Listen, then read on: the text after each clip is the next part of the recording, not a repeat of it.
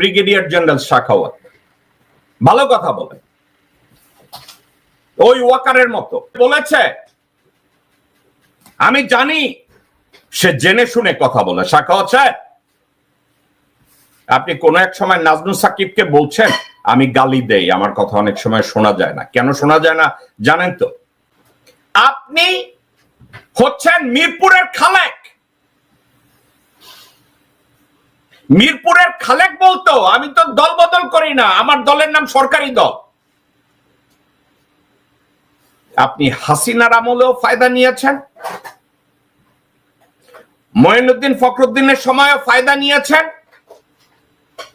আপনি এখনো ফায়দা নিচ্ছেন।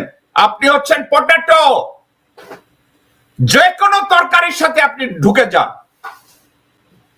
আপনি এখন ওখানে বসে সত্য কথা বলবেন যে ওয়াকারের মতো একজন খুনি, খুনের মদতদাতা, গুমকারী, ক্রসফায়ারকারী, চোর, একটা মির্জাফর, তাকে আপনি বলেন সে খুব সৎ, সে খুব অনেস্ট। আল্লাহ লানত আপনার উপরে, আল্লাহর গজব পড়ুক আপনার মতো লোকজনের মুখের উপরে, আল্লাহর গজব যেন পড়ে আপনার সন্তানদের উপরে। কারণ আপনি আপনার ওই মুখ দিয়ে এমন একটা কুত্তার বাচ্চাকে সাপোর্ট করছেন যে কুত্তার বাচ্চা বাংলাদেশের জন্য থ্রেট।